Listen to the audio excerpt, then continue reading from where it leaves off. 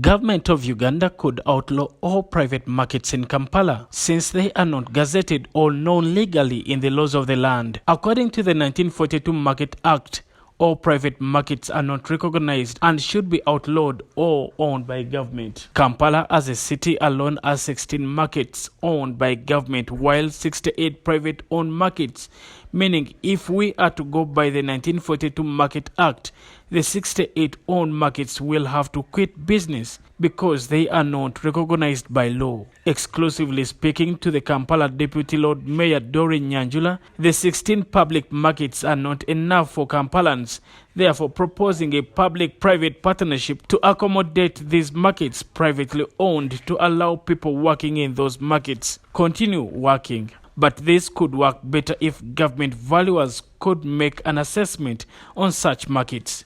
According to that law, it does not recognize private markets. So their call to the authority was to make sure that these private markets are outlawed and are owned by government. So for us as leaders in Kampala, we saw that was being unrealistic because we only have 16 government-owned markets and then we have 68 privately owned markets.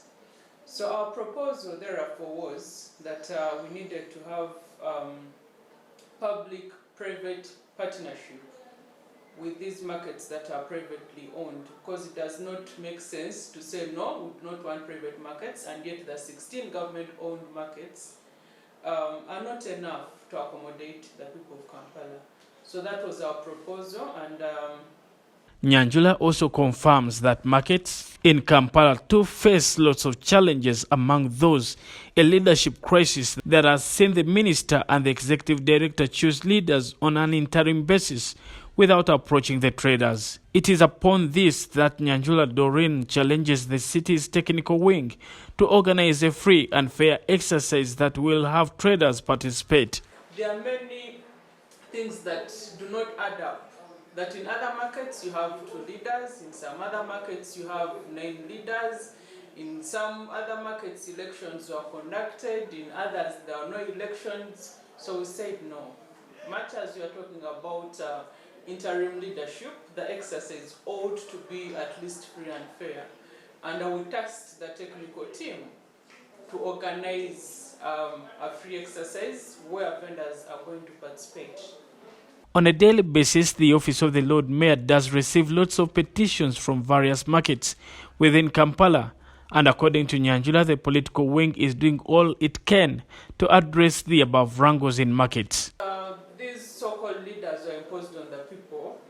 They have to move with the military, they have to move with security. You can imagine, really, it doesn't make sense that you're the leader of Owino, you're the leader of Nakasero, but you're moving with the military to protect and guard you against those that you're supposed to lead. So some of these things did not make sense to us, and as the central, as the City Executive Committee, we want to see these resolutions as passed by Council implemented. Otherwise, there's a very big crisis down there in the market. Markets alone in Kampala do employ almost a half of the working residents, and if government does close the 68 private-owned markets according to the 1942 Market Act, then it would have created a challenge in the city. Brian Senkumba, Channel 44 Prime News.